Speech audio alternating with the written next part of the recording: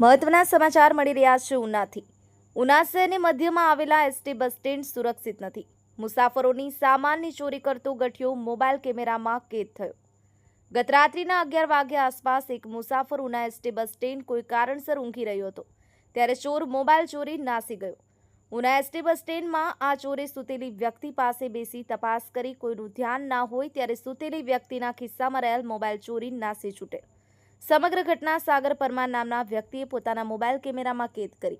જો કે આ ચોરી અંગે કોઈ પોલીસ ફરિયાદ થઈ નથી। પોલીસે આ ચોરની તપાસ કરી લોકોની સુરક્ષા માટે રાત્રિ દરમિયાન એસટી બસ સ્ટેશનમાં પોલીસ મૂકવામાં આવે તેવી લોકમાંગ ઉઠી છે। વોઇસ ઓફ ગીર ન્યૂઝ સાથે રાકેશ દવે, ગીર સોમનાથ। આપની આસપાસ ગામોમાં બનતી ઘટનાના સમાચાર જાણવા અમારી વોઇસ ઓફ ગીર ન્યૂઝ ચેનલને લાઇક કરો, શેર કરો અને સબસ્ક્રાઇબ કરો।